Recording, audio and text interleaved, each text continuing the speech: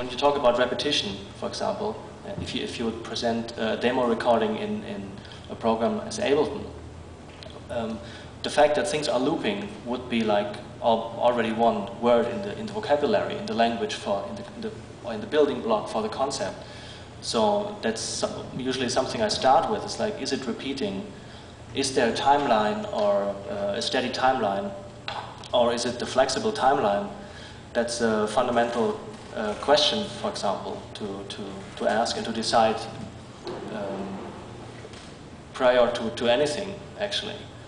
And I think all musical language deals with those basic questions. What you just said is true also for instrumental music, for writing down music. I mean, you're the one who's going to decide what's your time signature, your tempo, everything. Those blocks you were talking about, the repetition, you know, it's like da da da da. Yeah.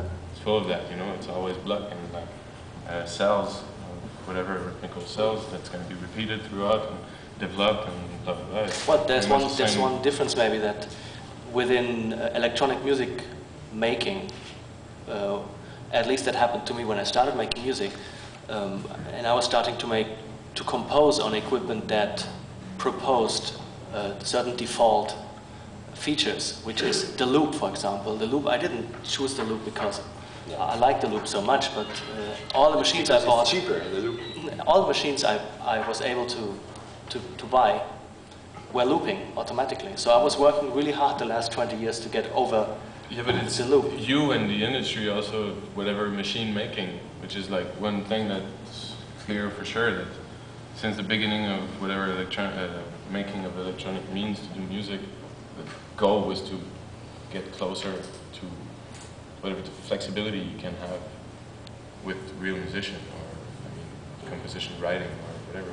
I guess, I mean, that's pretty much what it gives. As you said, you know, if you have like, in the beginning you had like a floppy disk and you had like your samplers, and the capacity of your sampler was 2.5 seconds. The loop was invented not because people wanted to have looping music, but it was a tool to make the composition easier. So yeah, but that's technically wise. But